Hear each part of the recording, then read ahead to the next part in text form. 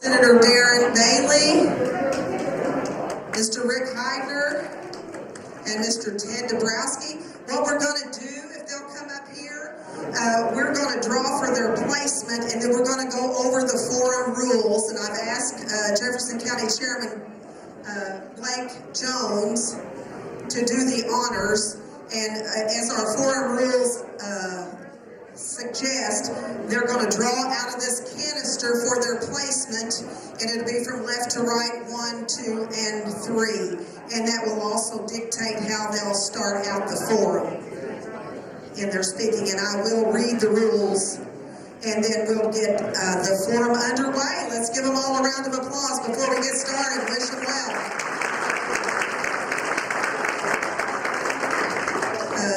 Mr. Dabrowski, he was up here. We're looking for Mr. Dabrowski. Paging Mr. Dabrowski. There he comes. And again, I want to thank our sponsors, the Republican County Chairman's Association, Americans for Prosperity, the Jefferson County Republicans, and Mr. Don Tracy for the food and helping put this event on. Let's give them all a round of applause. There's lots of good information about the 250th event that's going to take place in Springfield by Americans for Prosperity. So take a look at that. So while the candidates draw, they're all drawing right now for their placement. Did everybody draw yet? Reach in and draw for your placement. And that's where you're going to be seated from left to right. What's everybody got? 1. So Mr. Dabrowski, nope, to the left, to the left, to the left. What are you, Mr. Rick? 2 and 3. There you go. Yeah, left to right. So we've got 1, 2, and 3 for placement. And we've got that. And I'm going to read to you just a little bit. I want to introduce our co-moderator who will be, the interesting thing is, as many of you registered, how many of you registered online or called in? Thank you. How many of you submitted questions? All right. So I want to thank you for doing that. I want to introduce our co-moderator this evening, Mr. Brian Costin from Americans for Prosperity. He's the Deputy State Director. Let's give him a round of applause. And he culminated and put together all of these questions. So you're going to hear some of your questions this evening. So that's how that came about. And your timekeepers for this evening are Mr. and Mrs. Michelle and Bruce Roadley and Adam Keeson. Did I say that right? Okay. And here they are, and give them a round of applause because they're going to be keeping up with time this evening for you. And as we begin this evening, I'm going to go over the forum rules, so let's please be mindful of that. The forum is for announced Republican candidates that appear on the primary ballot for governor of Illinois. There are no substitutes or stand-ins for candidates. They have not been allowed, and as you see, we're adhering to that. The media has been invited, and as you see, we've got lots of good media present this evening, and we're glad to have them. And it's being live streamed on WFCN. So we do have folks that are watching us on Facebook and on YouTube, and we're glad to have them. Give a shout out, everybody. Give a round of applause to our friends that are at home watching that couldn't be with us this night. Okay, candidates will be seated in the front of the room from left to right. The candidate positions for seating and speaking order will be drawn from a canister, and we just did that. And this will be the seating for order and opening remarks. Closing remarks will be in order directly opposite. So the closing remarks will go from right to left, okay? So anyway, they will be made from a single podium. So when we get started, we're going to go from left to right, and Mr. Dabrowski will start, and he'll come up to the podium, and he will have 4 minutes for an opening remark, as well as Mr. Hyder and Mr. Bailey. The rules governing, so this is going to apply to everybody that's watching this evening. There will be silence, no booing, cheering, or whistling. So we're going to be very intent. We're going to listen to what they have to say. Members will not be permitted to hold up signs or make other distractions. Anyone trying to disrupt the event will be promptly escorted out. So we want to listen to what everybody has to say. Candidates will begin the forum with a 4-minute Opening statement. Candidates are encouraged to introduce themselves and their background, why they're running, what they stand for, what issues they are highlighting in their campaign, and how they intend to win the general election should they become the nominee. Each candidate will have 2 minutes for the closing statement, and again, they'll come to the podium for that. Between the opening and closing statements, candidates will be asked questions on a range of issues by our co-moderator. They'll have 2 minutes to answer each question. And of course, as we discussed, those questions came by way of what you all submitted. The co-moderator will ensure that each candidate is allowed equal time, and the candidates are not to talk over one another. The co-moderator reserves the right to remove a candidate that doesn't follow the guidelines. Our timekeepers, we're going to talk about our timekeepers for a minute. They're going to keep time, and a yellow sign, and you can show them that, is going to be waved when 30 seconds is left during the candidate's opening and closing statements. They'll wave a Illinois Republican sign at the end of your allotted time. The same will be done during the 2-minute answer and question portion. So you'll have two minutes during the answer portion, okay? And then there's also a little bell that's going to beep when the timer goes off as well. No questions may be directed at a single candidate. Candidates will not be allowed to question each other. Each candidate, you've got water there if you need that. And you can have soft drinks or lemonade if you want something else, okay? The candidates will bring no props, but can use a chart or a graph if you need to make a point. And you've got notepads and pen if you need to make notes. Attendees will be allowed, you can take photographs if you want to, but you can't do that in a way that will distract the candidates. And of course, we're going to ensure that the format works fairly for everybody and manage the time and enforce the rules and cope with anything unexpected, that all candidates will have an equal portion of time. So with that being said, we will allow a round of applause as we get started this evening, and then we're going to ask for silence. So we look forward to hearing what you have to say. So God bless you all as we get started.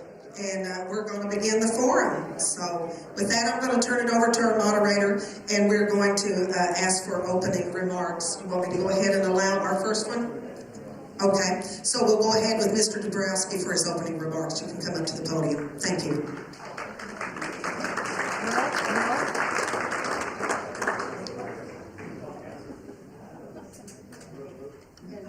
And let me tell you how to do mine. I better do that. Okay, there's a little button right here. Push it. And then when you're done, you push it off.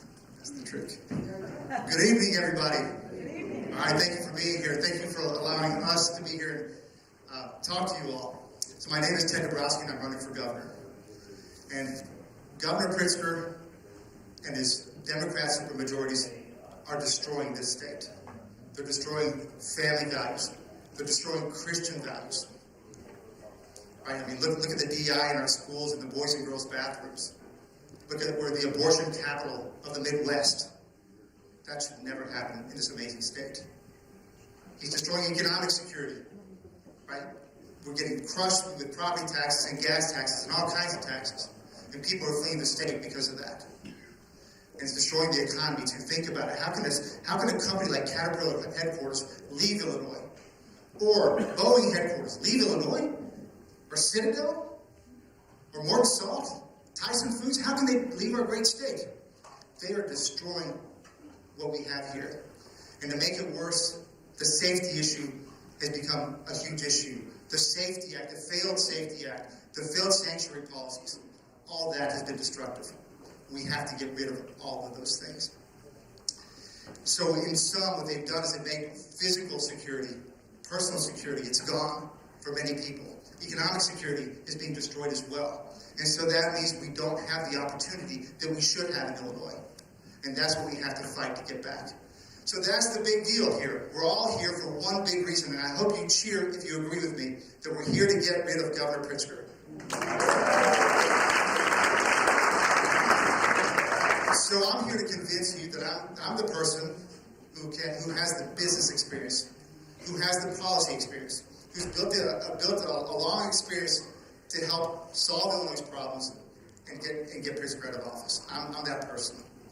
And you should know that for 15 years, I was fortunate. I listened to my parents. I studied. I got educated. And I had across the world. I worked for 6 years in Mexico. I worked 9 years in Poland. So I got a great business experience, especially in Poland, which was an amazing country that I helped move from communism to free markets and freedom.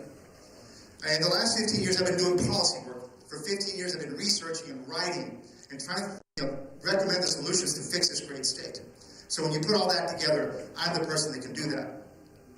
I'm also the person that can take on Governor Pritzker, and Pritzker can't hide from me. So when I know all of Pritzker's lies, and on the debate stage, I will pin him to the wall with the truth. Also, I'm the person that's building the coalition to beat Pritzker. If you look at the political leaders that are joining our campaign, it's been fantastic. Start with the premier, most important pro-family, pro-life, pro-Christian group, the Illinois Family Action Group, the Illinois Family Institute. They had endorsed Darren Bailey in the past campaign. Now they're endorsing our campaign. Take Dick Uline, the wealthiest donor, the most conservative donor in Illinois. Was previously with the Darren Bailey campaign, now with our campaign. Also, somebody like Rural King donor Alex Melvin was with the Bailey campaign, now with us. We are coalescing all the groups. The Peoria County Republicans just endorsed us. They needed a 2/3 vote of their precinct captives. They came with us. The Wheeling Township up in the north suburbs, 97% of their precinct captives endorsed us. So we're building that coalition that's so critical to beating Pritzker. And by the way, let me continue. So that said, my inspiration for fixing this state comes from when my parents came here. They were both immigrants. My mom came from Ecuador as a 19-year-old. My father from Poland. He escaped communist Poland. And now I'm done. So I can build that coalition and put it all together. I thank you all for being here, and I look forward to answering questions. Thank you.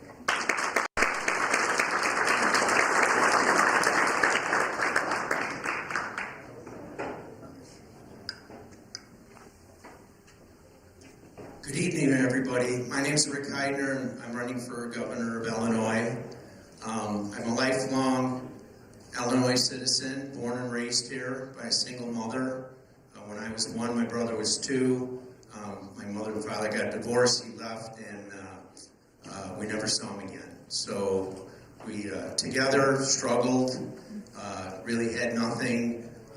By the time I was 16 years old, my mother was making $100 a week, and it was 2 weeks pay to pay 1 month's rent. So I understand what it's like to really come from nothing and work my way up to right now. We have 4 major businesses in our family.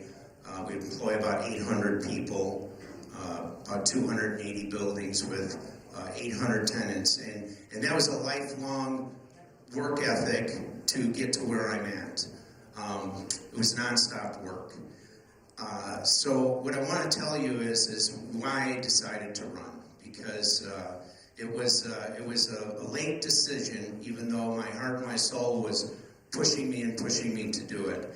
And the biggest reason was I just couldn't stand to see anymore all these people getting hurt. Everywhere I looked, everything I saw, people were just getting hurt. And, killed and raped and beaten and robbed. And nothing was happening about it. And I employ a tremendous amount of off-duty and retired policemen in one of my businesses, our Gold Rush business. And I understand what these people are and what a brotherhood they have. And to see that they're not even allowed to help each other. You've got ICE that's coming in here, or the federal government, and everybody's told to stand down. Don't turn over these hardened criminals so that they can get out of our country. It's a revolving door. I talk to policemen, they arrest somebody, 4 days later they're arresting the same person.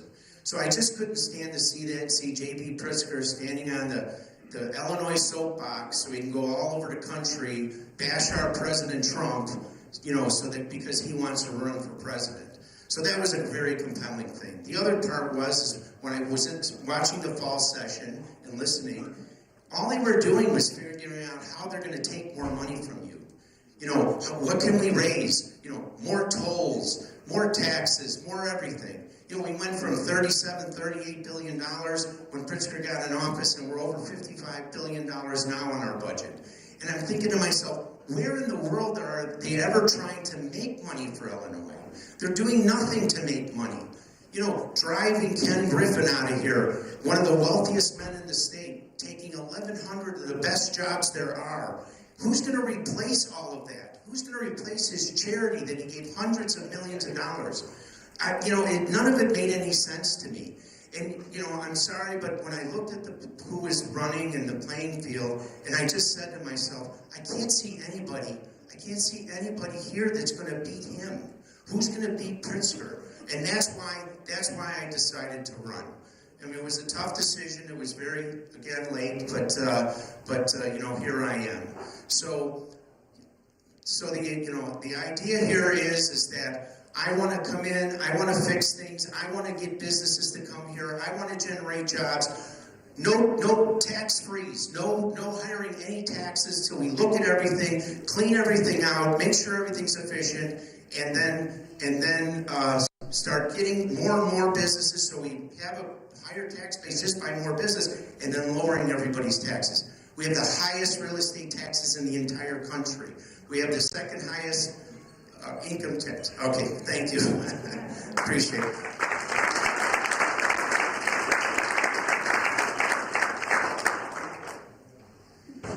Well, God bless you, Southern Illinois, and it does feel good to be home again. We've been spending a lot of our time up north.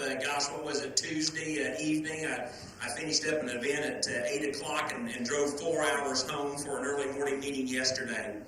Here's what I want to tell you. I want to tell you thank you so much for your love, your support, your prayers, your cards, your encouragements, your gifts over this tragedy that Cindy and I went through.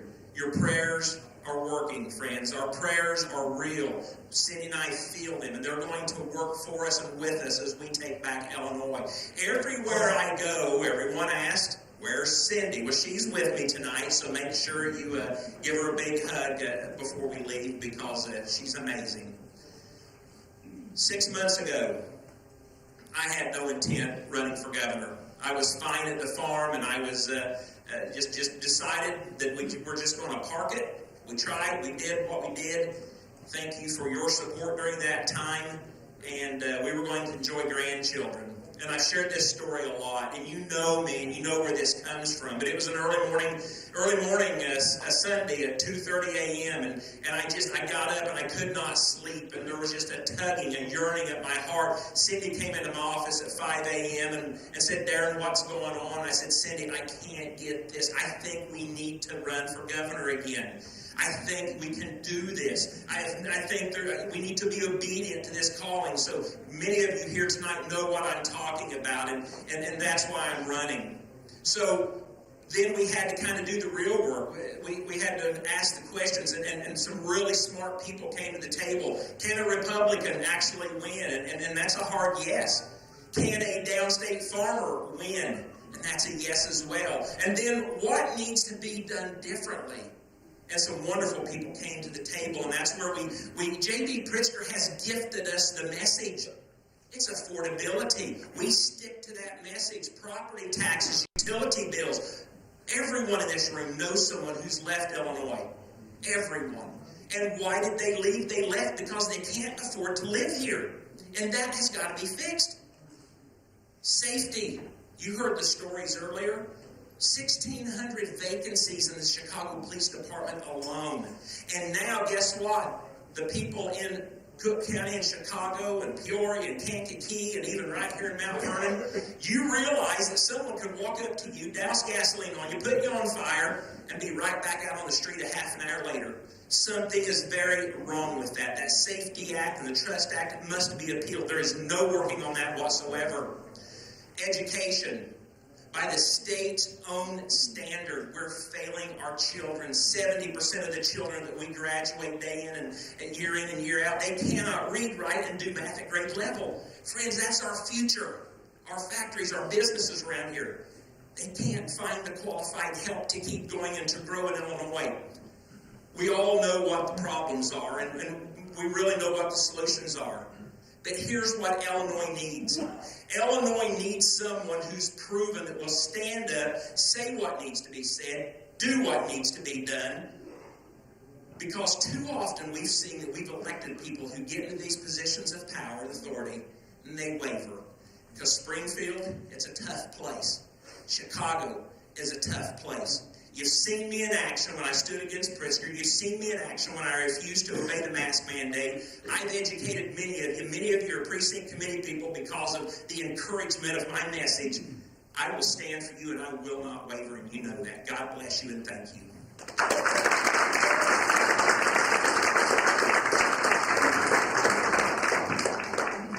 All right, thank you. My name is Brian Costin from Americans for Prosperity. I'm going to take 30 seconds to plug a really big event that we're going to have in Springfield. We are celebrating the 250th birthday of our country this year. A250 Springfield is the event. We're having an event on the 12th of February coming up here in a couple of weeks to celebrate Abraham Lincoln's birthday. And so we're going to have a number of great guests that are going to be there. We'd like to invite all of you as well. Brian Urlacher, Chicago Bear Hall of Famer, is going to be there. Mary Catherine Ham, and former U.S. Representative Jason Chaffetz is going to be there as well. We're also going to have dueling pianos, food, drinks, kids zone, everything. We'd very much like you to come with us and celebrate the greatest nation of the history of Earth coming up here on February 12th. So that's that poster board over there. But let's get started. I'm going to be standing here at the podium. You guys are welcome to stand in place.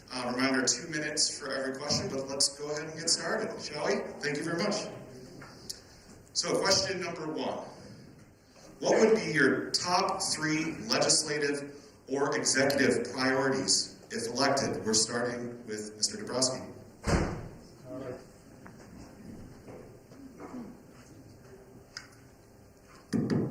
All right, top 3 priorities. Number 1, Darren just mentioned it, affordability. There's no way that we can continue to expect people to stay in this state if they can't afford it. So it's very simple. Property taxes, highest in the country right now. Gas taxes, second to the highest after Pritzker, double the motor fuel tax. Cell phone taxes, highest in the country. And after they bailed out the CTA with your money down here from the road fund, now Chicago's paid the highest sales taxes in the country. It's a mess. So that's number 1. And we have to go after many things. We can talk about that in detail. But we have the most units of government. We're still doing pension spiking in Illinois. We are still doing double dipping in Illinois. All that stuff has to go. And at Wire Points and the Illinois Policy Institute, I've looked at all of that stuff that I know where those bodies are buried. I know what things have to go. That's number 1. Number 2, of course, is jobs. Under Governor Pritzker, in the 7 years he's been in office, during those 7 years in Texas, they've created 1.5 million new jobs. In Florida, they've created 1.1 million new jobs. Here in Illinois, it's only 25,000, almost 0. We are not creating jobs, and you guys can't prosper. Everyday Illinois can't prosper if we don't have jobs, and you won't get higher wages because there's just no competition. So that's number 2. And then, of course, number 3 for me, and I have a deep passion for it. And look, by the way, I usually want to start my discussion by saying, well, to fix Illinois, we just have to do the opposite of Pritzker, right? So that would be for everything. But number 3, my passion is schools. Kids can't read anymore in our schools. They're not teaching our kids to read. We're spending tons of money, and they don't teach them to read. I will be the literacy governor, and I will go crazy to bring back literacy in our schools. Thank you.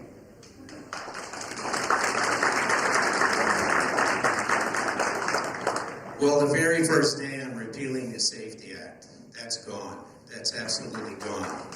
We need to have our citizens safe. We need to have prisoners that, people that commit crimes, they need to be put in jail. I've had people say to me, well, Rick, what about the people that are disadvantaged that commit a crime and they don't have money for bail? A person like you have money for bail.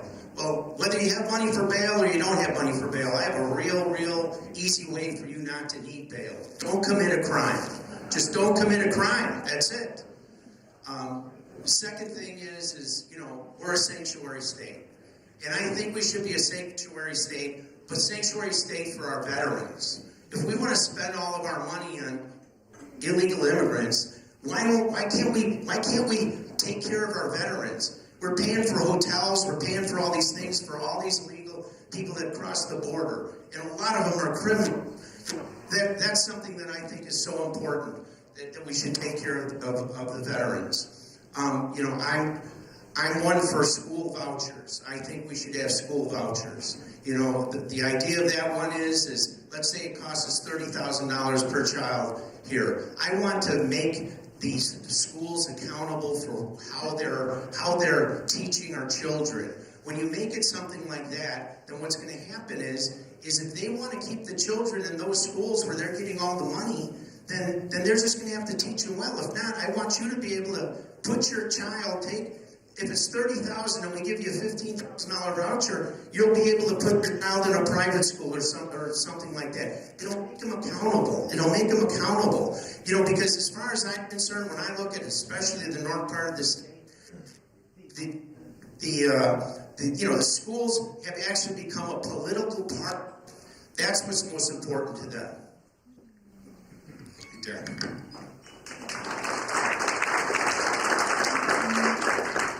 Government's number one role and purpose is to protect people. So, of course, the Safety Act has to go. Then we start tamping down on keeping people here. Property taxes, utility bills. That's something that the General Assembly and the Governor's Office should be and could be working on right now, but they're not.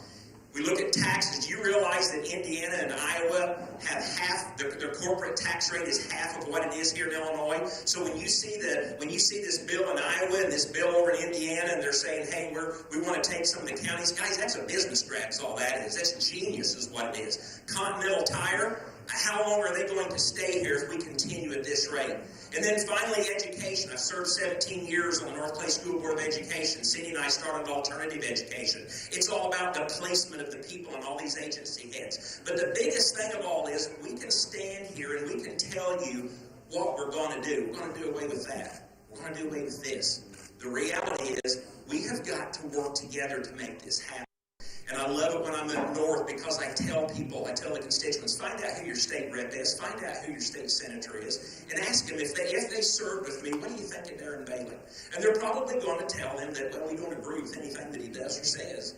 But I'm going to guarantee you they're going to tell you that they respect me because I've never pushed back on their person. I've worked with them in several instances.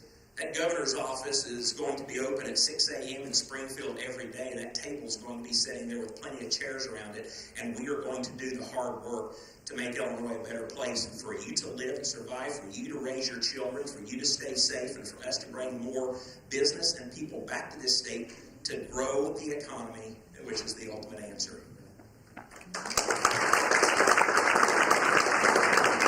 Thank you. Two things really quick. For the people standing in the back, we do have about 20, 25 seats up here in the front. If you'd like to sit down, we've got an hour and a half, so make sure you're comfortable. The other thing is, per the debate rules, and to maximize the time that the candidates get to speak, we've agreed to hold the applause till the end of the debate tonight.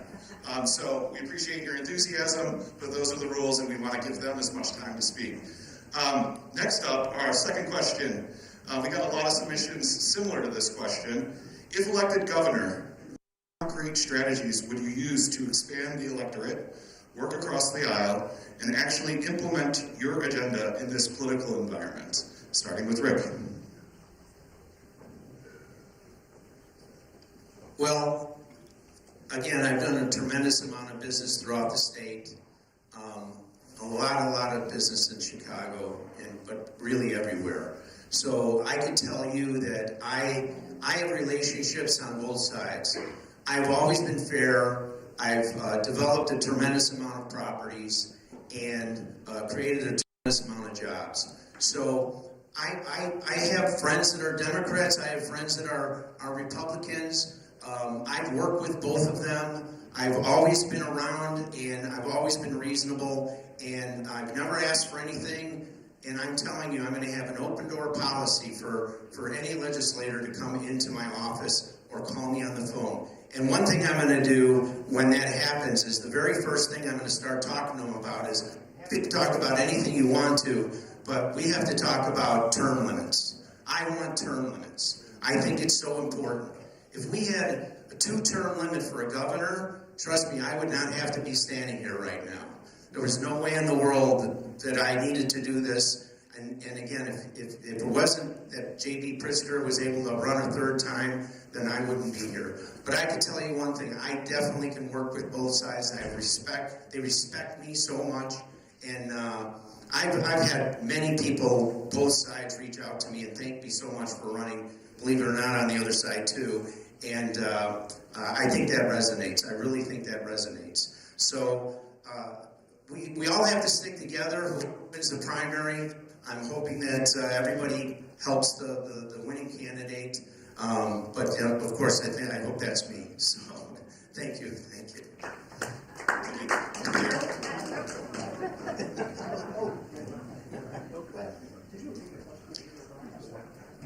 Yes. When we stick together, unify, build our coalition on March 18th, and when we oust J.B. Pritzker from office in November, can you imagine the shockwaves that that's going to send not only across this state but across this nation? We were not on the national radar 4 years ago, friends. We are today because of the mess that Illinois is and the platform that J.B. has to running for president. Most of you found out who I was whenever I started communicating to you as a state representative, when I started communicating to you through the lockdowns and the shutdowns. I was perfectly content considering running for 10 years as a state representative and going home and telling my family, one day I'll work for you.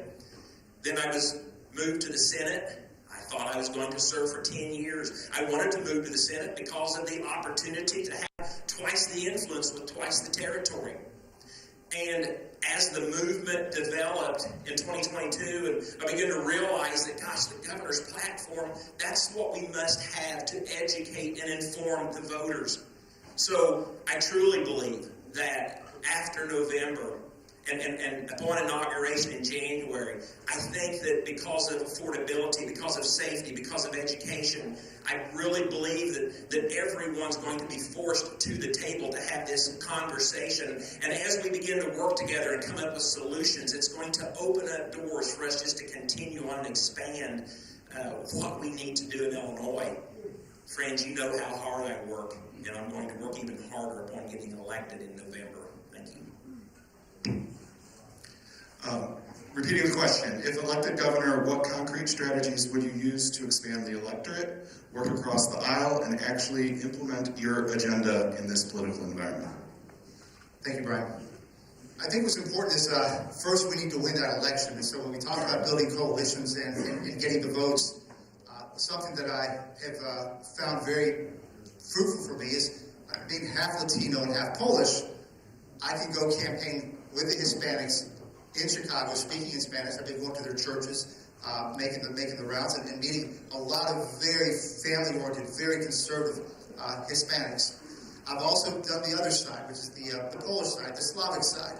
I mentioned that I lived in Poland for 9 years. My father was from Poland, and so I have a great respect for those people who came and escaped from the Soviet Union and came to America for freedom and opportunity. And there's a great group of Ukrainians and Polish and Romanians and Bulgarians, and I've been meeting those groups. And that's what's key to beating Pritzker. We've got to build a coalition that we've never built before, or we haven't built in a long time. And so that's something I'm working on.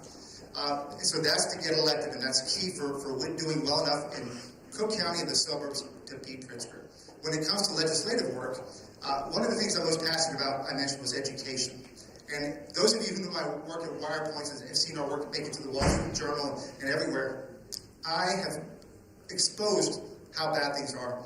In Decatur, for example, which is the big report I did, I found that only 2% of black children in 3rd grade were reading at grade level. And so that can't stand, right? And I will work with Democrats. I'll work with anybody who cares about literacy. I'm talking about the Black Caucus. I'm talking about the Hispanic Caucus. We can unite, because that's not a partisan issue. That is an issue that if we care about our workforce, if we care about our republic, if we care about not having so many people dependent, we will obsess about that and fix that problem. Thank you. Thank you, Ted. The next question is about the Illinois Constitution, and it's pretty open-ended. If you could propose and have adopted one amendment to the Illinois Constitution, what would it be and how would it impact Illinoisans? Darren, you're up first. Well, I truly believe that term limits is probably a key factor here. This could be voted on by the legislature, but the legislature doesn't seem to want to do that. So why not open it up to the people of the state of Illinois to determine how that should be? Friends, listen, creating a career in these positions of government, it's hurting us. When I served for 17 years on the North Clay School Board, I realized that. We were doing some great things on North Clay, and we were keeping our taxes low, all while being able to pay our teachers more and improve education. But that's probably when I really realized that where's the next generation? Because I looked around the table one day, and it was all a bunch of, middle-aged men and women serving. And I realized that we have got to engage and empower the next generation. And the only way to do that is to open the door and to invite them to come in. So I have no problem with serving 10 years as a state rep, 10 years as a state senator, 2 years or 2 terms as a governor. Term limits, I truly believe, is probably one of the biggest factors that are hindering the progress of this state and this nation. Younger people out there, you know that if you have a desire to run, you're handicapped because politicians build their war chest up, and that scares too many people away. So I do truly believe that putting the power to the vote of the people and honoring this term limit idea will be a salvation to this future of this state. Thank you, Darren. Ted.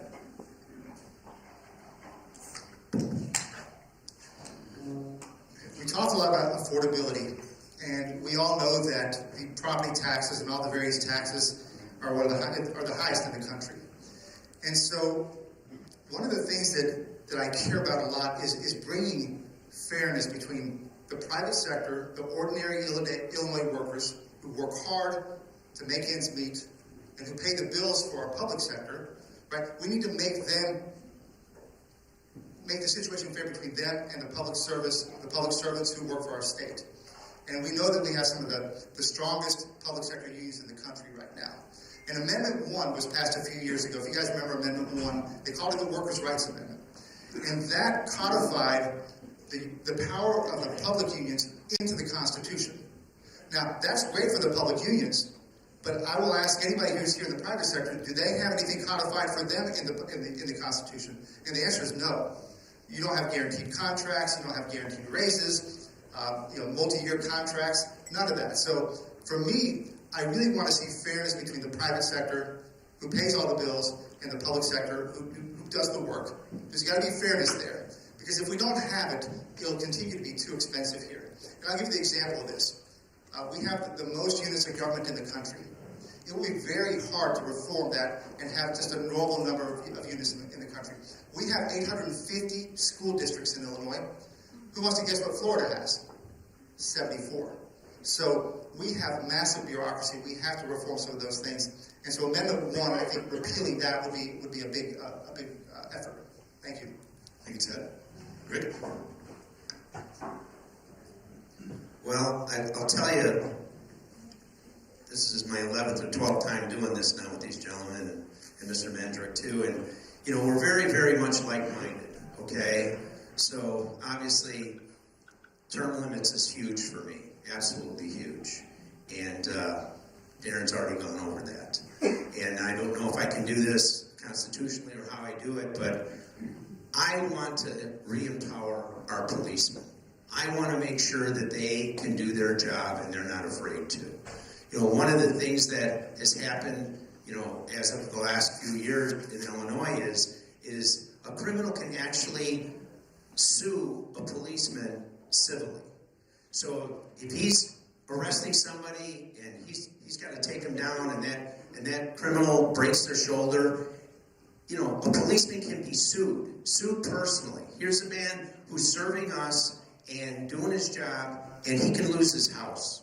So I feel that that's a big problem. How I do it, I'm sorry, I don't know exactly if it's through the Constitution or what, but that is something that's such a priority for me. Because I want them to be able to do their job without being in fear. We've lost so many policemen because they can't do their job and they're handcuffed. So that's why, look at President Trump with our military. You know, now he does it the way that it's supposed to be done, and our military is flourishing. So that's a huge priority for me. And one other thing, just so you guys are all aware, you can sue a policeman if you're a criminal, but no matter what happens here in Illinois, you can't sue Governor Pritzker. You can't sue him personally. It's not allowed. So somebody explain to me that, because to me, that's about the most unfair thing that I can see here in our state. Thank you. The next topic was the number one submitted topic. People submitted questions. It's on the issue of property taxes. In 2025, the Tax Foundation ranked Illinois as having the highest property taxes in the nation, more than double the national average. What do you see as the key steps that must be taken to address Illinois' high property taxes? Yes, Ted, you're up first. I hinted a little bit, we have massive bureaucratic bloat. Let me give you this example. So right now in Indiana spends about $7,000 to $8,000 less per child on education. When you add up all their state, federal, and local dollars, they spend $7,000 less per child than we do in Illinois. And guess what? They have the same results. So we're spending tons of money, and I've looked at the numbers. We have amazing administrative bloat. The money's not getting to the teachers. It's going to administrative bloat. I mentioned the most. We have the 850 school districts in Illinois. Florida has 74. Well, guess what? Up in my neck of the woods, where I live up in the North Shore, we have the New Trier School District, and inside of it are 6 feeder districts. And every one of those superintendents makes over $300,000. Pretty good, right? And then they have assistant superintendents and bookkeepers and lawyers. And listen, this is not a hit on those people, right? This is just, my hit is on the duplication. And, and those big salaries become what after they retire? Big pensions. Who pays the property? Who pays the income taxes to pay for those pensions? Right here. Too much government. I've looked at Chicago. I've reported heavily on the empty, failing schools they have. They have schools that have like a capacity for 1,000 kids, and there's like 30 to 40 kids in the school. They won't close them. And you know why? It's the Chicago Teachers Union. Up in my neck of the woods again, we had our superintendent retire at 56. Big pension. But you know what the laws allow him to do? Get a job afterwards, work half-time with another superintendent, draws half a salary with a full pension. You guys pay for that. Those are the kind of things we have to end. And so I could go on and on. There's an amazing opportunity to cut costs and make things fair again for Illinois. Thank you.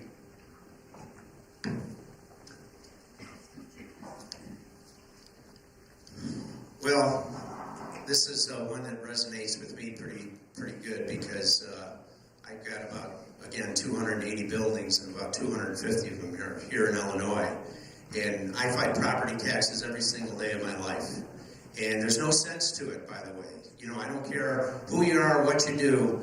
I had the assessor reassess one of my buildings for, I'll use numbers that, just so you can understand, but they're sort of, I guess, crazy numbers. But, I'm paying $600,000 a year for a large building that I have in property taxes. I collect $1,250,000 a year in rent.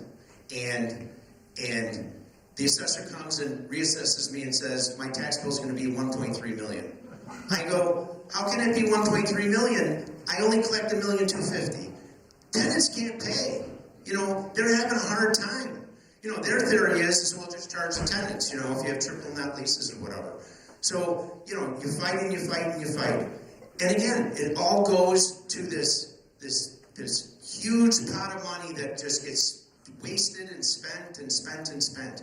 And, again, you've mentioned the Chicago School District or whichever one. They've really become a political party. They're not worrying about educating your children as much as they're making sure that they have control over things so that they can, do what they want, get more money. That's why I really, really want to, have school vouchers and make them all accountable.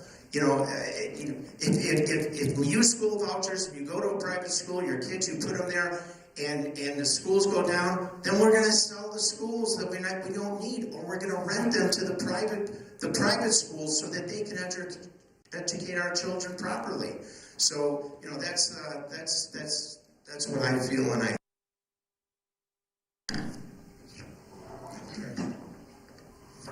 So public education really is a big driver of our property taxes. And at some point in time, we the people, even in Louisville, I have people come to me and just show me their tax bills when I'm in my office at Louisville. And they say, Darren, what do we do about this? And I say, well, we all want nice schools. We get that. But the football fields, the basketball courts, the ball diamonds, all this new building that we have to live within our means. And many times, your voice that's lacking. We need to show up to these school board meetings and just, you don't have to cause any trouble, but just educate yourself about what's going on. And when you hear about these expenditures, speak up. Do we really need this or do we not? Now, part of the problem with this is, through the CBD of the state dangles money out. So many times, if there's a project taking place, the state will dangle money out, say, hey, if you want to build a $4 million project, we'll give you $2, you have to raise the other $2. That other $2 causes your property taxes to go up. That's what's driving our taxes here in Southern Illinois. Now, you get in Chicago, and it is a mess. There's schools up there that are built to house 1,200, 1,500 students with 30, 50, 100 students going to them, all with their unique environment of superintendents, principals, and teachers. So I think at the end of the day, school choice would help with competitiveness. I think with our involvement in our local communities, trying to steer how we want our schools to look and what we want them to be doing. And as governor, I will be communicating that and helping you understand that. And I think that's how we begin to walk down our property taxes. Thank you. Next question, we'll start with Rick. It's also on the issue of taxes. Walt Hub ranks Illinois dead last for combined state and local taxes with an effective total tax rate of 16.58%, which is 60% more than the national average. The question is, which specific tax or fees would you propose eliminating or reducing to lower the tax burden on Illinois? Well, the very first thing I would do is I would put a freeze on any tax increases, period. Then I want to go through every single solitary division of our government and see where all the waste is. So, it's really all of them. I mean, everything that we're paying is not making sense, right? And it's all about waste and waste and waste. And, back to creating more businesses and creating more jobs, and this is where my expertise comes in. I want to bring manufacturers from out of state. I want to bring them here. If we have to give them some kind of a tax incentive so we can create hundreds of jobs, those hundreds of jobs and that real estate tax for that new factory, those new employees, all the money that they're going to spend in our neighborhoods and getting lunch at the diners and things. So the idea is to make more money, and then make more money for the state, and then wherever our taxes are, we'll create more tax, and then we'll be able to lower tax. Between being more efficient and between creating more jobs and more businesses, that's how we're going to do it.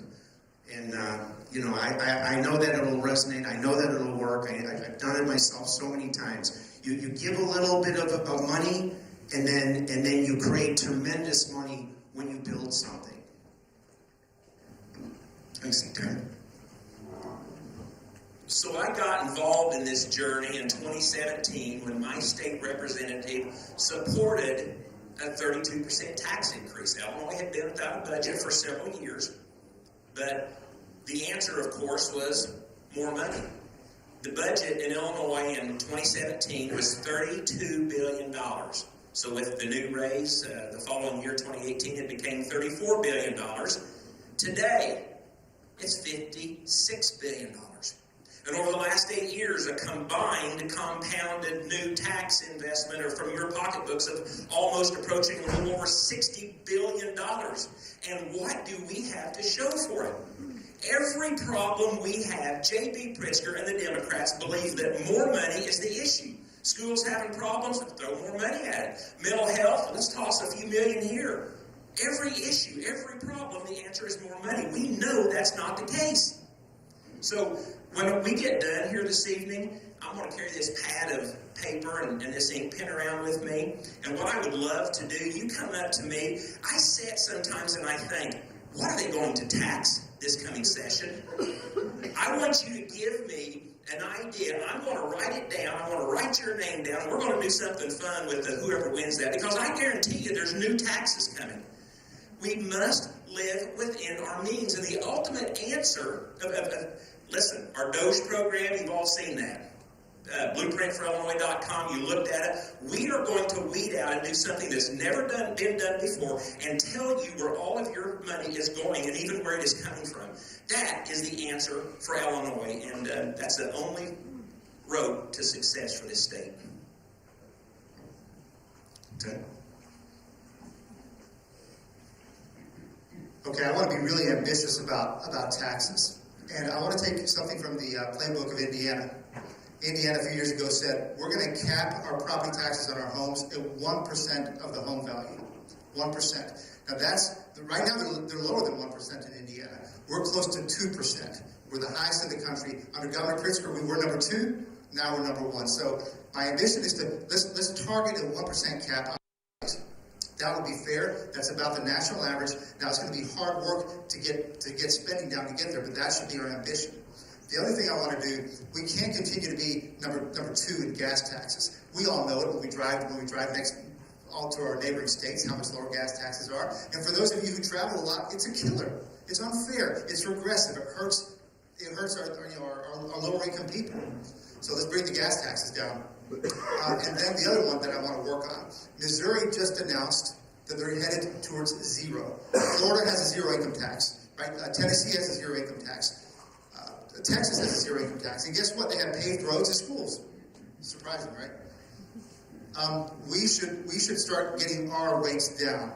I remember the first work I did at the Illinois Policy Institute, the very first piece I wrote is after, you guys remember the temporary income tax hike that they did back in 2011? So I noticed right after that hike, guess what happened to jobs? Jobs had been going up before that. As soon as that thing came in, 6 months later, jobs started to go down. I wrote about it, and I got attacked for exposing that problem.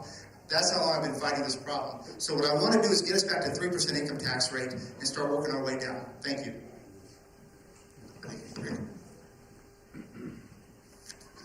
Okay, my apologies.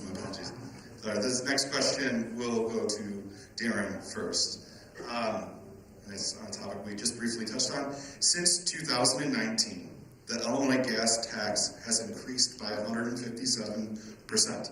Motorists pay the second highest gas tax in the country. Meanwhile, according to the U.S. Department of Transportation, road quality in Illinois hasn't even improved 1%. Do you think Illinoisans are getting their money's worth from the tax hike? And do you support permanently ending the automatic gas tax increases? Darren. Absolutely, they need to be ended. I mean, everyone here realizes they're automatically doubled twice a year, right? You understand that. On our travels all the way around the state, and Illinois has one of the largest borders almost of any state in the nation. And what do you think when we talk to our friends in Quincy and Moline and over here to St. Louis and all up and down the eastern, around Indiana? Everyone is driving. It's a joke. Everyone's driving across the state lines to fuel their gas tanks up to save 30, 40, sometimes 50 cents or more. It was almost $1 difference a few weeks ago in Iowa. Now, what happens when they do this? They eat out somewhere, they go shopping, they spend their money outside of our state. And to the point that is made that we're not seeing any improvement. a perfect example of J.B. Pritzker's mindset that more money's the answer. Well, isn't it interesting that he just allowed for $1.5 billion to be pulled out of that fund to take care of Chicago Transit Authority? You want to know what I found out just this past weekend by my good friend Kenneth Woodard, one of our organizers up there? Most people aren't paying when they get on transit in Chicago. They don't have to. They get on the CTA. There is no accountability. They go sit down and get off when they... I did not know that. $1.5 billion to bail out a failing system with no accountability, no transparency. You need to know where your tax dollars are going. You need to know what you are getting for your tax dollars. And that blueprint for Illinois.com and the Doge system, it is going to tell you. Ted? I already mentioned the gas taxes, but here's my problem with the Illinois economy, and it's my problem with Governor Pritzker and the legislature. They continue to try to balance the budget, raise revenues with what? With sin taxes and with gas taxes. And all those things come off of whom?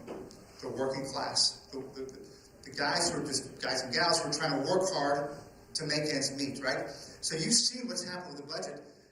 In the last 3 or 4 years, they've gone after, what's the big increase? What's the growth industry in Illinois right now? Cannabis. Yeah? So this is how we're funding our economy. This is how we're funding our budget. We don't want people to smoke weed, but hey, please smoke more weed because we got a budget deficit, right? Hey, we need you to drink more. We need you to gamble more, right? Again, we're relying more and more on gambling vices.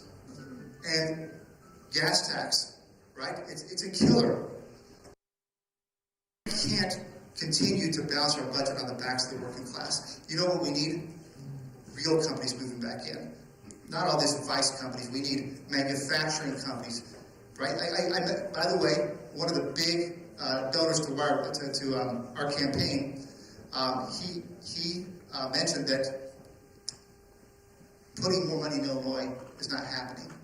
He's putting all this money into Georgia, Virginia, other states because they're growth states. We need to revert our economy back to real growth. Thank you.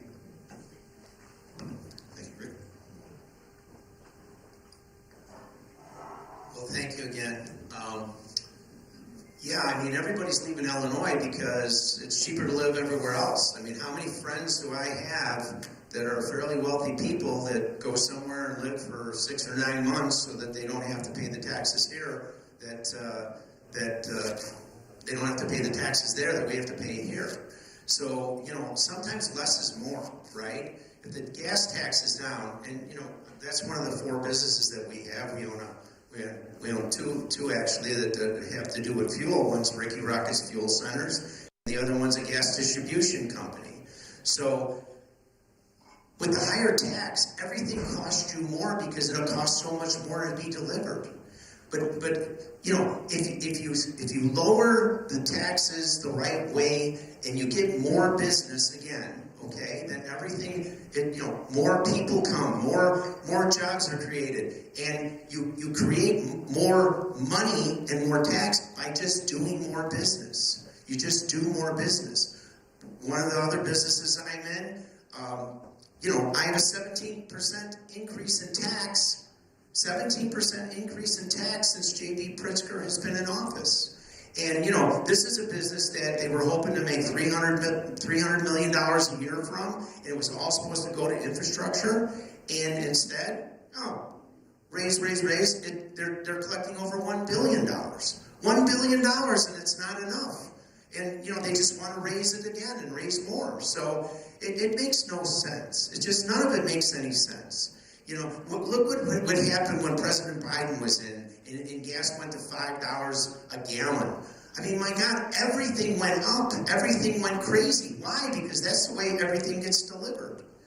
And the money needs to be spent properly on the infrastructure and not being taken and stolen and put somewhere else. Thank you. Next question, we'll go to Ted first. Illinois consistently ranks near the bottom for business climate, job growth, and GDP growth. For example, Illinois GDP has grown only by 5.2% from the beginning of the Pritzker administration to early 2025, compared to the national average, which is almost triple at 15.1%. The question is, what specific changes would you seek to make to taxes, regulations, and permitting to improve the state's business climate? Ted. Thank you. Oftentimes you'll hear politicians say, oh, we got to do better. Let's cut the budget by 5% across the board. That doesn't do anything, right? It's not a cultural change. We need a cultural change in what's happening in Illinois. You guys know Warren Buffett, right? Warren Buffett, one of the biggest investors in the world.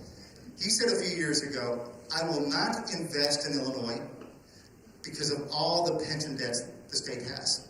If I invest in Illinois, they'll come after me for the next 30 to 40 years of taxes, and I won't go there. And so this is kind of the kind of mentality that exists right now around Illinois.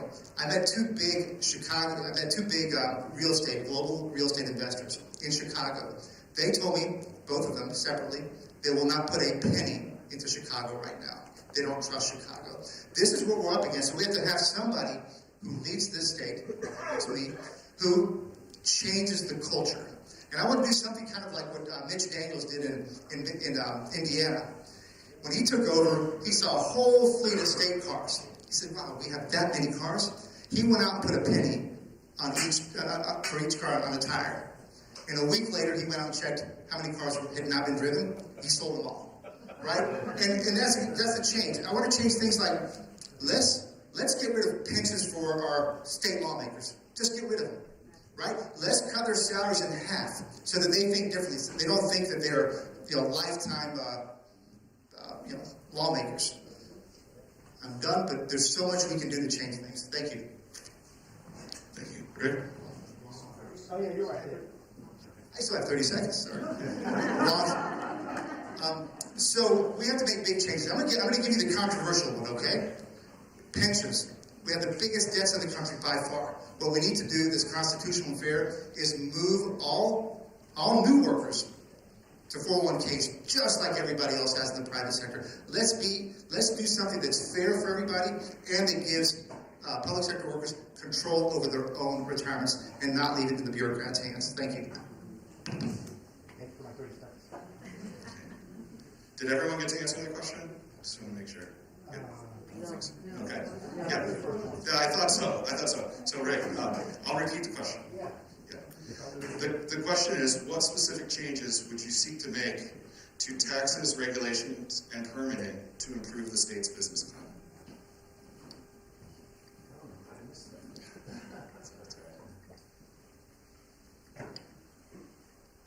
It's so difficult to get any kind of permits. It's so difficult to get any kind of business going. Everything that I've done, pretty much I've told my children too, the second you walk inside and you tell them you want to do something, the first thing the clerk's telling you is, oh no, you can't do that. And I can't even begin to tell you how long it takes me sometimes to get a good project going and get everybody to agree. The permit processes are so difficult in so many communities, and we need to have a fast track so again we can get things built in Illinois so that we can have these new businesses and all these new employees and all get more real estate taxes on new stuff, not on old stuff.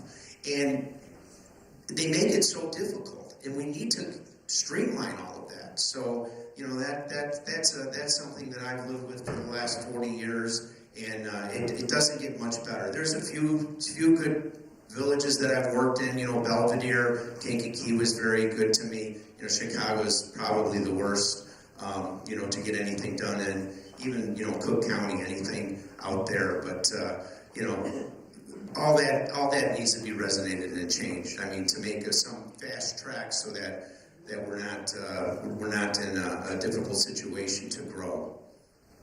Thank you. Darren? So, lower taxes, less regulations and mandates, period.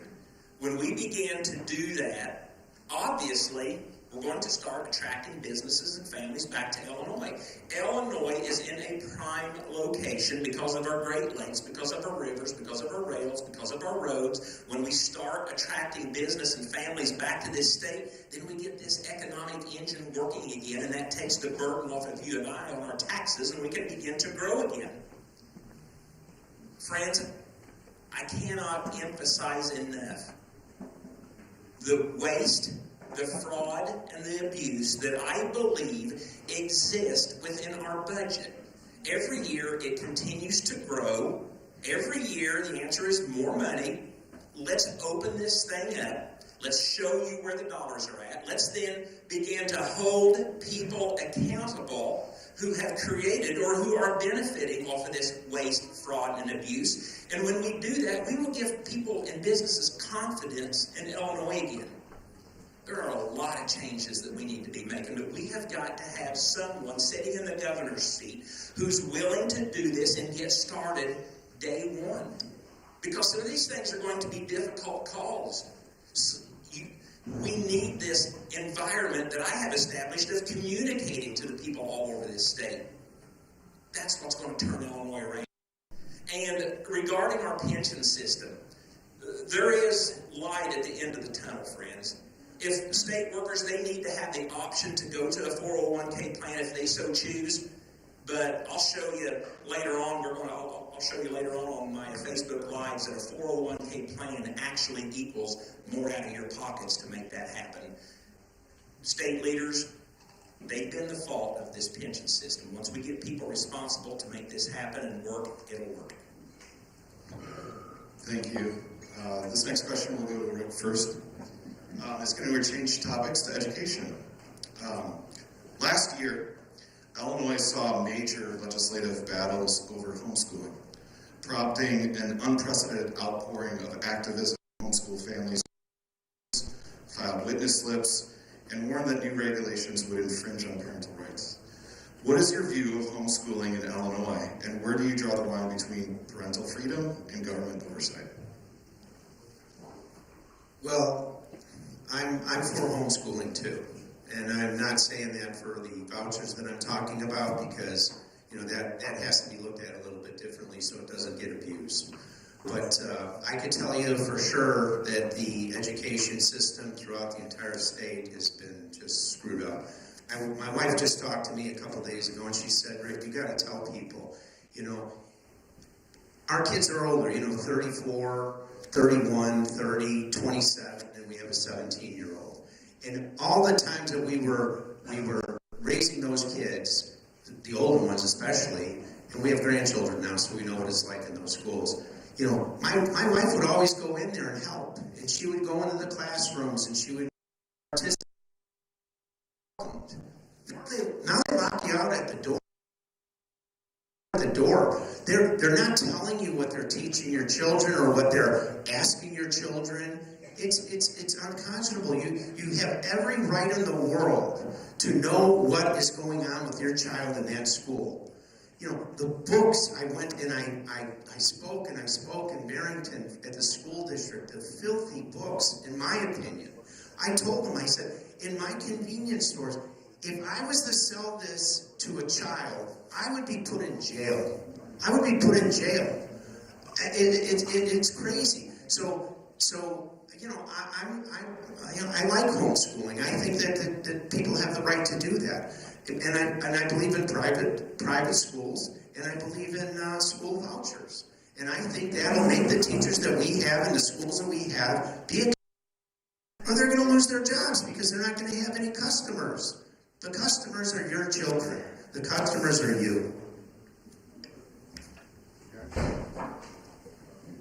I want to clear something up because a lot of times when we talk about the problems with our schools, and some of the people who are involved in our public schools are like, well, what are you saying about me? So for any public school teacher, for any administrator, for any school bus driver, for any janitor, for any school board member, you are serving and working in what I believe is probably one of the greatest mission fields in the world today. So thank you, and do not get that confused with this argument on school choice.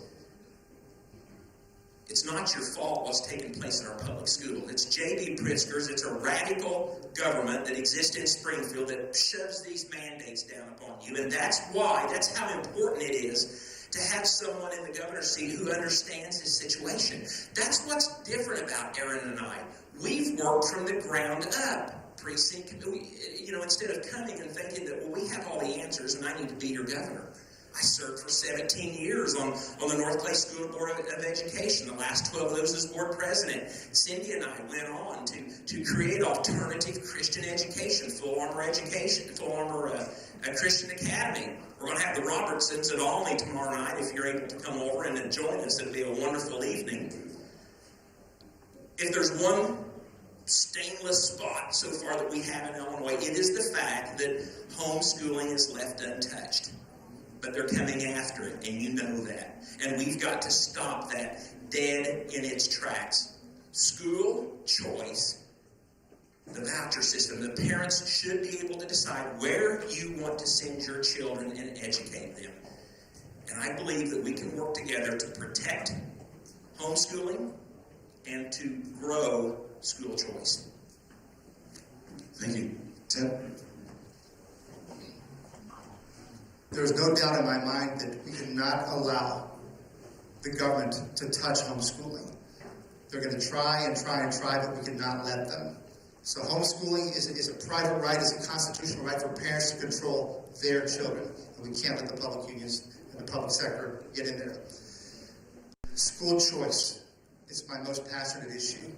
When I think about parents across the state, some of them trapped in failing schools, and failing for many reasons. We don't have to blame this. We have a system failure in our educational system in many places. We have to give the parents whose kids are trapped in those schools, we have to empower them to let them find what's best for them. And you should know about this school choice way, because in Illinois, Governor Pritzker and the legislature killed school choice 2 years ago. They let our only school choice program die. The wave across the country is amazing. Iowa now has what's called universal school choice. It doesn't matter if you're rich, poor, black, white, Latino, it doesn't matter. You can go and say, I want my $8,000 education savings account to use on private schools, homeschooling, whatever it is. In Indiana now, they have vouchers for $8,000. Anybody can go get one and go find the school of their choice. And that's the real power. That's the power of America right there, where we have the choice and the parents control their children's education. And until we get that in Illinois, we're going to be weak. And as the whole country is now doing it, we're going to keep losing people. So I will be a massive proponent of bringing universal school choice here. Thank you.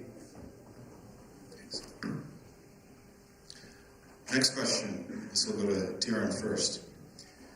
It's on the issue of immigration. What role, if any, should state and local governments in Illinois play in cooperating with federal law enforcement agencies, including ICE and others, when those agencies are carrying out their lawful responsibilities? What are your thoughts on the Trust Act? Government's number one purpose is to protect the people. J.B. Pritzker and the legislature that's in charge, they're trying to convince us that it's to provide for you. No, it's to protect you. The Trust Act is a dangerous act, and it must be repealed. That is why we are seeing these situations take place right now in Chicago and Minneapolis. It's sickening, friends. None of this should be happening. You want to know why there doesn't need to be ICE and federal troops in Chicago and Minneapolis? Because if J.B. Pritzker and Brandon Johnson were doing their job, honoring the law and the Constitution, we wouldn't be having this conversation right now. This may be one of the most, ultimately, besides the Safety Act, the second most harmful bill, the law that exists right now, prohibiting state, local, and federal authorities working together. It's dangerous. And it's wrong. We have law. That law says that if you are here illegally, you're illegal. So why aren't we talking about that, and why aren't we doing something about it? Let's flip this on its head, and let's help people become citizens, the natural, the But first and foremost, when we don't know who is in our state, when we don't know who's in our nation, when we don't know who's walking the streets of Chicago and possibly right here in Mount Vernon, friends, that's a problem. And that is the bare basics of our constitutional republic. We need to get back to that, and we will. Thank you, Ted. It's sad that it always seems to be that we're explaining how extreme we are in Illinois. And I wish it wasn't that way. I wish we were saying how great we were. And we can be. That's our ambition here. But you have to understand this. So in Florida, they have the exact opposite of what we're doing here in Illinois. In Florida, the law is this. Local law enforcement must. It's a requirement. Local law enforcement must hand over criminals directly to the federal authorities. In handcuffs. Think about that, right? It's a simple procedure. It's safe. The bad guy's not on the streets. ICE doesn't have to chase him down. That's the law in Florida. It's the law in Tennessee. It's pretty similar in Indiana. They hand over the bad guys directly to the federal authorities. Problem over. What do we have? Our law, passed sadly by Bruce Rauner and reinforced by Brandon Johnson and Pritzker, the law is this. Local law enforcement is prohibited from working with federal authorities. So what's happening in Illinois? The bad guys are being let out of the jails. They're out on the streets. It forces ICE to go chase them, creates chaos, and that's a big problem. But the problem is even bigger than that. And this is where I think this is a disqualifying thing. It's a disqualifying issue for Pritzker. Because Pritzker not only lets them out, but then he foments people by calling our federal law enforcement. He calls them jackbooted thugs. He calls them racist. He calls them Nazis. And so you have people on the other side who go a little haywire, and they go stand in the way of law enforcement. So it's creating more chaos. Pritzker, that's a disqualifying issue for me, and that's why he has to go. Thank you. Thank you. Yeah, I said it the first day.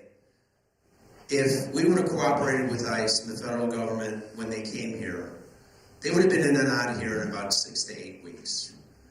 It was to get all the worst of the worst out of here. And a lot of times they were in our jails already, or they knew where they were. And again, it's our policemen told to stand down, you can't cooperate. I was reading, I don't know, a week or 10 days ago on how they're finding out that some actually police agencies or policemen have actually contacted ICE to let them know where someone is. And they're going after them. Our people, our state is going after them. They're trying to do their job. They're trying to keep us safe. It's insanity to me. Look at Minneapolis. Look at Minnesota. I mean, look at what happened. You know, this diversion, we'll call it, to keep all of the negativity away from that governor and that mayor, all right? And look what happened by what they've created until people die. And then people die. You know, if there's a 1 million chance that something would happen, like, you know, the woman, you know, Good who got killed, or this young man that just got killed. Well, when you do something 2 million times, it's going to happen. It's going to happen. But why? Why couldn't we cooperate? Why couldn't have we done it the right way? Why do people have to get hurt? It doesn't make any sense. What did I say the first thing when I came up? What's the biggest reason I'm running? Because people are getting hurt. It's insanity. We have to keep our citizens safe. We have to keep our children safe. And you know, there's such an easy way to do this. Thank you. Thank you. Next question, Ted will be up first. This is going to be in regards to energy and electricity prices. Do you support legislation to repeal Illinois' Green New Deal, such as HB 4050? And that bill allows existing coal and natural gas plants to continue operating beyond 2030 and allow new coal and natural gas plants to be built in the future. Yeah, you know, anybody who has common sense would know that you don't stop your base load, your base source of energy before you're ready to take on new ones. But these guys, in their passion for green energy, they've set these standards on wind and solar when they're not ready. These sources are not ready. They're not consistent. They're not connected to the grid properly. They're too expensive. They're subsidized. And we start cutting coal, and we start cutting natural gas. We're killing jobs. And at the same time, that is pushing up pricing. And you guys all know, you guys have started to see your energy bills.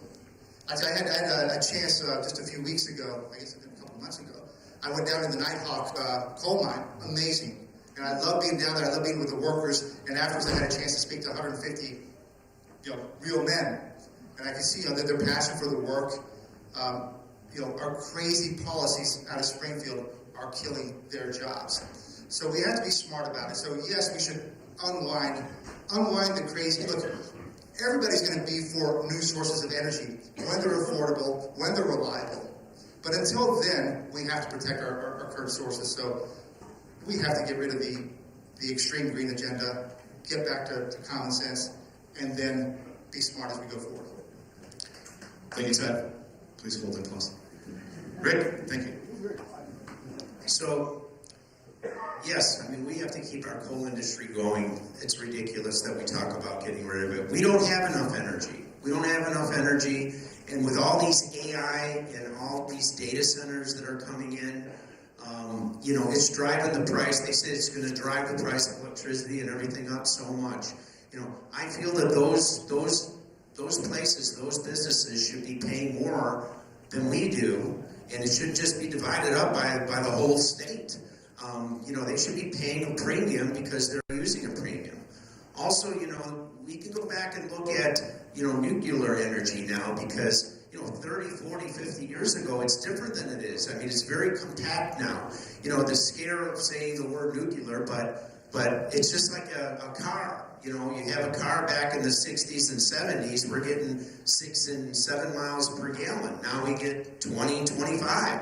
It's the same thing with this. There's very, very condensed units, and they can generate a lot of energy, to power things. But as far as our coal industry goes, with that's been especially in some areas. It's the entire livelihood of the region. So, thank you. Thank you, Darren.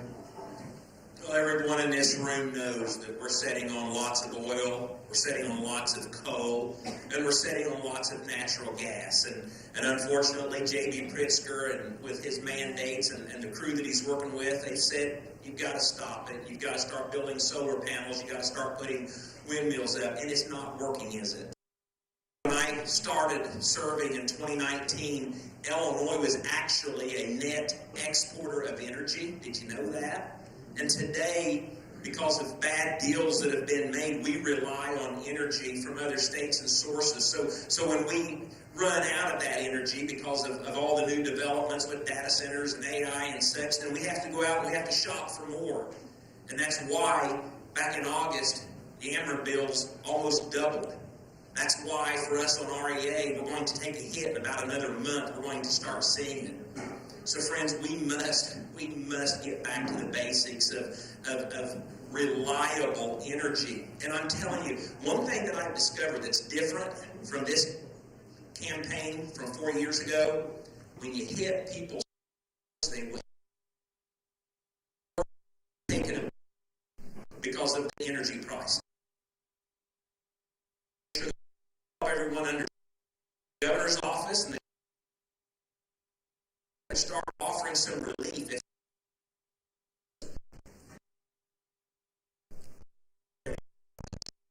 And this is another one in the governor's office. Longer. Thank you. Next category question, and Rick, you'll be first for this one, is in regards to corruption. Illinois has averaged nearly 1 public corruption conviction per week for decades, the highest rate in the nation. Yet, most cases are brought by federal prosecutors, not the state. What does that say about Illinois' own prevention, investigation, and enforcement systems, and what will you change about it? Well, I mean, what a lifetime of culture that has been, right? When we've seen it and seen it and seen it. So, once again, we'll call that term limits, and keep people in and out of here, and just serve so long and then you're gone. I worry so much about the election, for an example, because, we're the minority, right? And if we don't have people at each individual place where people are voting, I don't know what'll happen. Also, I worry about mail-in ballots, okay? I don't like mail-in ballots. I like in person. I like voter ID. I like for you to, have to show your ID and when you're going to vote. The culture is not good, and it's been around for a long time, and hopefully it's getting better. But you need a strong leader that is going to, enforce, and not, cooperate with it or take a blind eye to it. I have had a lot of things that were personally done to me, by the Illinois government, and I firsthand can see, what they can do to you. So it's bad, and it needs to be fixed. And again, you need somebody very strong in there so that they're watching and then they're forcing for the right thing to be done. And it'll take a little bit of time, I think, but it can be done. So thank you. Thank you, Darren. We all know what an embarrassment it is with the corruption and the fraud. And many and you pull into a restaurant out of state, or you have a conversation with someone from a rest area, and they see you're from Illinois. Many of you have experienced this. Oh, Illinois. And fraud. Friends, this has got to end, and it can. In 2021, when my first year in the Senate, I was working with some of the some members in the General Assembly, and we were going to write a resolution to call for a forensic audit on the budget. It kind of made sense. We're getting fed up with all these tax increases. Within 10 minutes of letting the people know what we wanted to do, we were each given a call by the General Auditor, Frank Montino, who said, you can't do that. You can't do that because it's going to take 6 to 10 years. You can't do that because it's going to cost in excess of $10 million to show you where that 5,000-page document called the budget, where all that money's going. And guess what? There's not many numbers in that 5,000-page document called the budget. It's all a bunch of paragraphs, many of them dating back 20, 30, 40 years ago.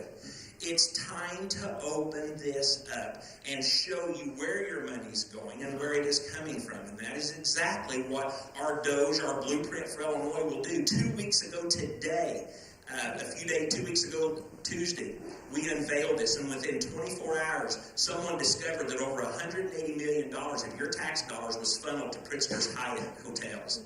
There's more of it. Thank you, Tim.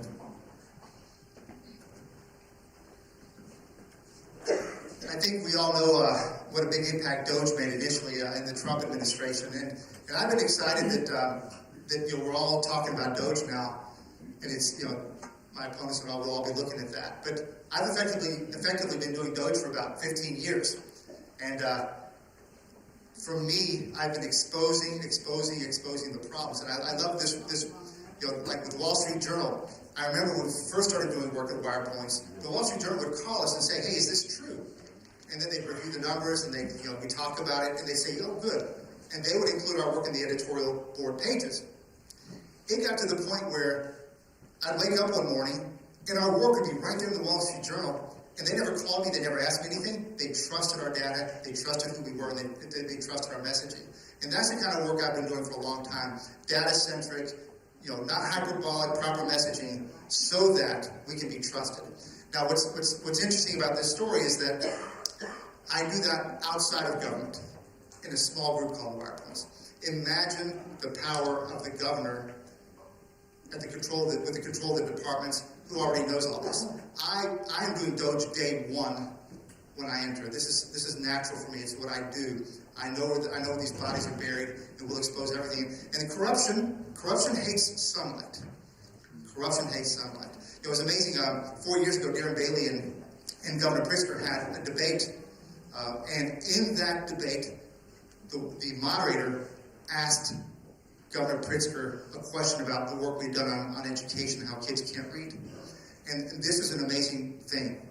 He was asked a question, and Governor Pritzker had to lie to the Illinois people. He lied about the number of kids that can read at grade level. So this is my power is to bring out the Doge, bring out the truth, and expose it. Thank you.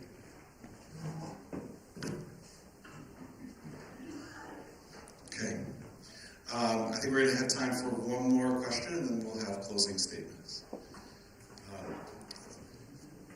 Should state or local governments in Illinois subsidize the relocation of the Chicago Bears, White Sox, Red Stars, etc., or other professional sports teams through tax credits, government-backed loans, subsidies, property taxes, or other incentives? Darren, I believe you're first. Well, here's what I will tell you, friends. We can't afford to lose the Bears to Indiana because of the money and the economic engine that it brings to Chicago. That I know. Now, the problem is when your car breaks down and you know you need a different car but you can't afford it, what do you do? And that's exactly where we're at here in Illinois. Isn't it a shame that Indiana is able to consider luring the Bears across the state because of their healthy and robust economy? They know what they are doing. They've been doing it for years, but we can't have that conversation here, unfortunately. So the reality is the Bears, their contract's not up until 2033. We've got some time to think about that and to figure that out. I strongly oppose tax dollars directly going to that because we have to have relief here. And until we create an environment in our government where we are responsible with your tax dollars, we're going to have to live with whatever that reality is. Because first and foremost, come you the people. Tax breaks, relief for you. Secondly, comes building an environment to where people trust us again, to where they want to move to Illinois, to where business comes here. And I pray that in 2027, when we begin this journey, that we can expose the fraud, the corruption, that we can begin getting these wheels of this economy looking better and working. I believe we can, and I think we've got some time to consider what we're going to do with the Chicago Bears because of that.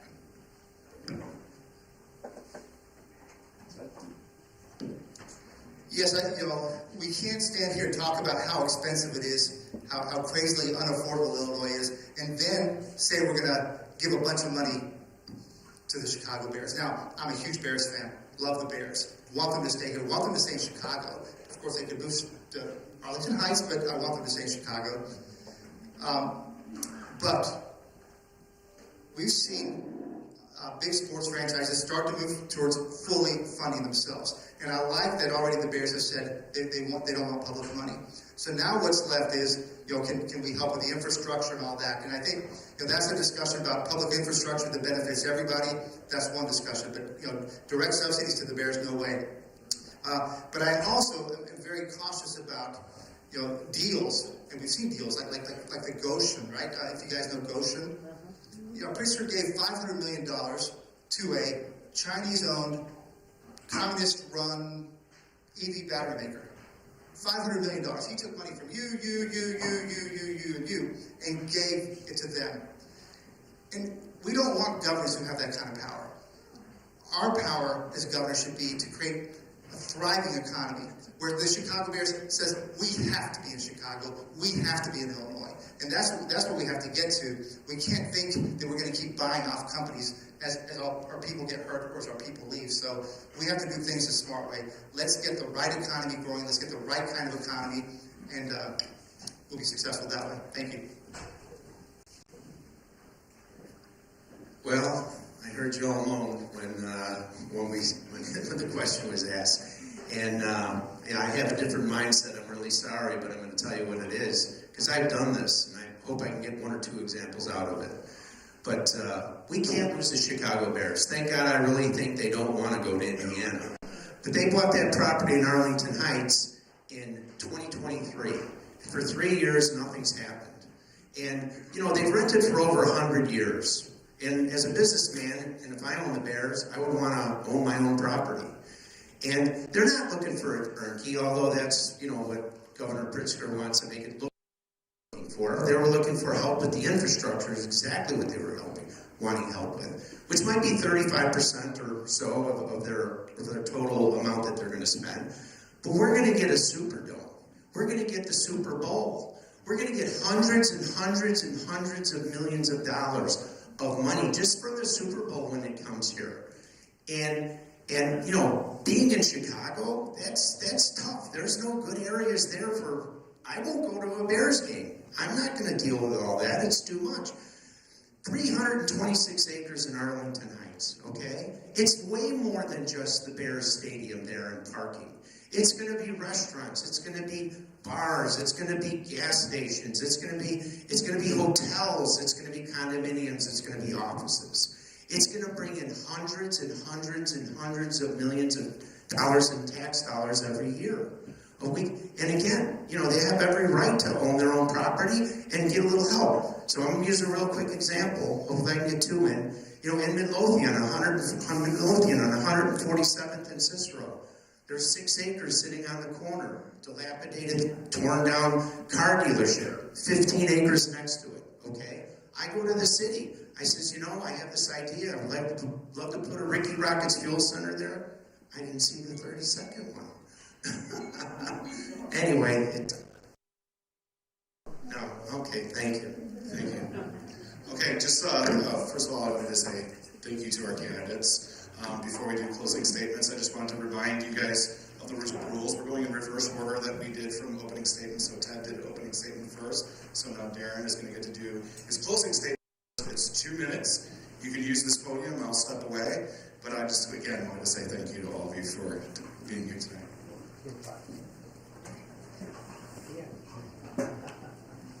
Thank you so much for those who have hosted this wonderful event tonight. It's always good to come. You understand what's going on and what everyone stands for, and you've endured a lot. It felt kind of like church. I saw you. Some of you people nodding off. I was watching you, but you endured, and thank you. You will not hear me refer to these gentlemen up here as my opponents. I'm not going to do that. We're co-competitors in a race. And I need you to help hold us responsible that on March 18th, we are all lockstep in unison with one goal of firing J.B. Pritzker. Because I'm here to tell you, that didn't happen 4 years ago. Everyone walked away and went back home. We cannot afford that to happen. Gary Rabine stood with us. He stayed with us. He went into the inner city of Chicago to the businesses and tried to help. But every conversation was the same. Yeah, you're in Illinois. We're going to work on the swing states, and then we'll come back to California, Illinois, New Jersey, and New York. But guys, a lot has changed in 4 years. J.B. Pritzker's got a national agenda to destroy this state, which he will if he is reelected, so that he can showcase that in 2028 to run for president. It makes no sense to any of us here tonight, to understand why, but that is truly the case. I work hard under adversity. So these coalitions, I've faced those many, many times before. We will beat those coalitions. We will win. They will join us. And you've heard other candidates talk about the Doge system. You didn't know it until you heard it from me, right? Because we're going to do something. We're going to make it happen. God bless you. Thank you. Good night. God bless this great state of Illinois. Okay, so I'm a different kind of candidate, all right? I'm a businessman. And Illinois is a huge business. Just like President Trump that took over, the United States of America, being our president, with a business mind. And that's what I want to do. Back to my little thing over there in Midlothian. I asked for $3 million incentives. For 11 years, that property was just dilapidated and nothing there, and 15 acres empty next to it. I said, I want to build a Ricky Rockets. I said, I want to build a strip center. I was creating the tax dollars. They didn't give me $1. It's the same thing with the Bears. We're not going to give them money. They're going to get tax incentive back. Same thing that I got. And the 15 acres that was empty next to me is all developed after what I did. Kankakee, 17th Street and 57. East of Route 57, of the Expressway 57. 11 acres there. Fallen down Kmart, right? Sitting there for a dozen years. I go there, I spent $24 million. They gave me a little bit of incentive. Again, I didn't get a check. I create the taxes, they give me some of it back, not all. And this is what we have to do. This is what we have to do. And I can do this throughout the whole state. I know how to do it. With the Bears, it would take me no time. They're hiring people from New York to negotiate with the Bears. We would have never had to negotiate because they would have never been looking at Indiana. So I would have had that done. It'd be half built right now. It would be half built right now. And we would be generating and generating and generating in just a small amount of time. Lastly, I will tell you this, okay? Governor Pritzker does not want to run against me. I know this for a fact. I'm hearing it everywhere. I'm the last candidate he wants to run against, okay? And I've gone in less than 3 weeks from the bottom of the barrel 0 to number 2. So, in the polls. So, thank you. All right, thank you again for all of you being here. Look, we talked. We all want lower taxes. We want less crime. We want to get rid of the Safety Act. We want to get rid of the sanctuary state status. We have the same positions in many ways. So what's different about us? And that's what you have to decide. The big decision you have is who can beat Pritzker. And I'm from Cook County. My running mate's from Cook County.